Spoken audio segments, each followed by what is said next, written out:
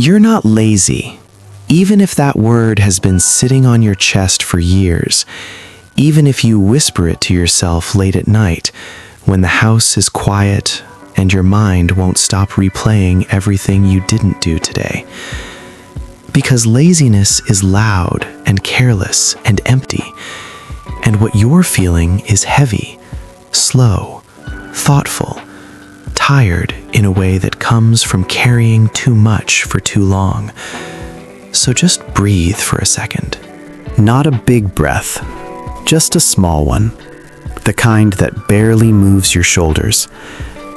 The kind you take when you don't want anyone to notice you're struggling. And notice how even that takes effort. Because effort has never been your problem. Direction has. Clarity has. Permission to rest without guilt has. And you've been pushing yourself through days that ask more from you than you have words for. Days where you wake up already behind, already apologizing in your head, already planning how to hide the parts of you that feel slow or unsure. And somewhere along the way, you learn to confuse exhaustion with failure, stillness with weakness, silence with giving up. But if you were truly lazy, you wouldn't care this much. You wouldn't lie awake thinking about who you could be. You wouldn't feel that tightness when you see others moving faster, louder, more confidently. You wouldn't be quietly building patience while everyone else is building noise. And I know there are moments when you sit there, staring at nothing, phone in your hand, thoughts drifting, and you judge yourself for it.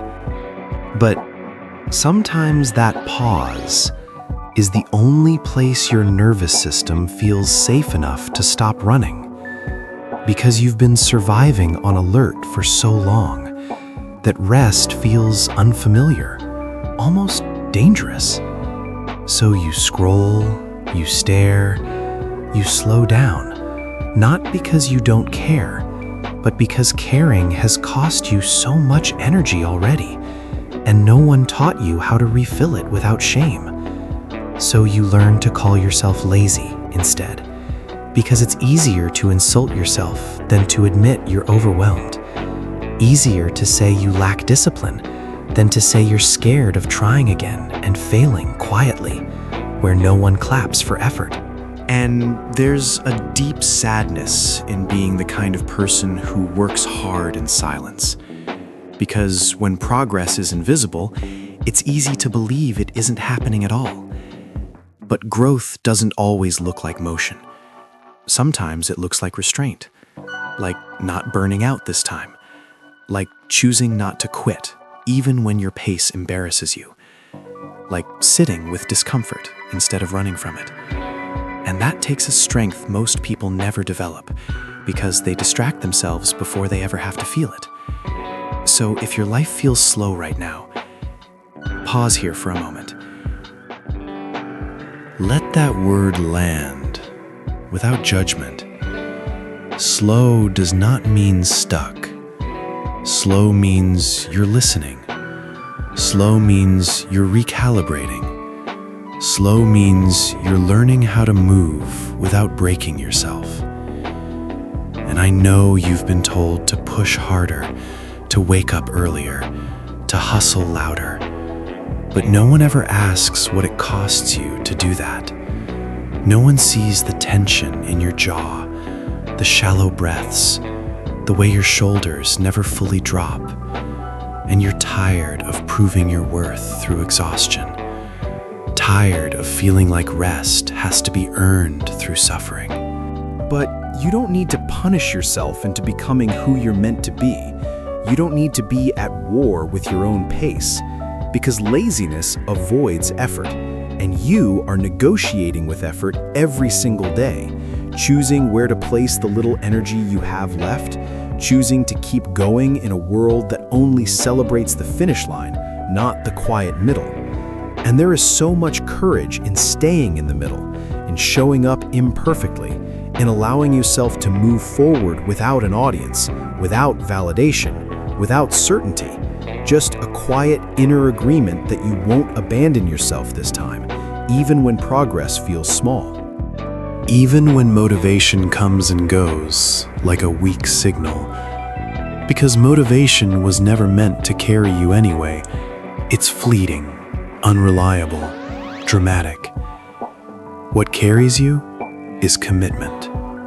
And yours is quiet, almost invisible. But it's there, in the way you keep thinking about growth, even when you're tired. In the way you still care about doing there, even when no one is watching. In the way you haven't given up, despite telling yourself you might. That still matters. That still means you're alive and processing and slowly becoming someone who understands themselves more deeply than before. And understanding yourself is not a waste of time. It's the foundation of everything that lasts. So let the world rush if it wants to. Let others chase applause. You don't need to explain your pace. You don't need to justify your rest. You don't need to label yourself with words that don't fit just because you're moving differently. Because one day, you'll look back and realize this quiet season wasn't empty at all. It was where you learned how to move gently, without stopping, how to be patient without quitting, how to believe in yourself without proof. And that belief, that soft, steady belief, is what will carry you forward. Not fast, not loud, but strong enough, steady enough, and deeply, undeniably yours.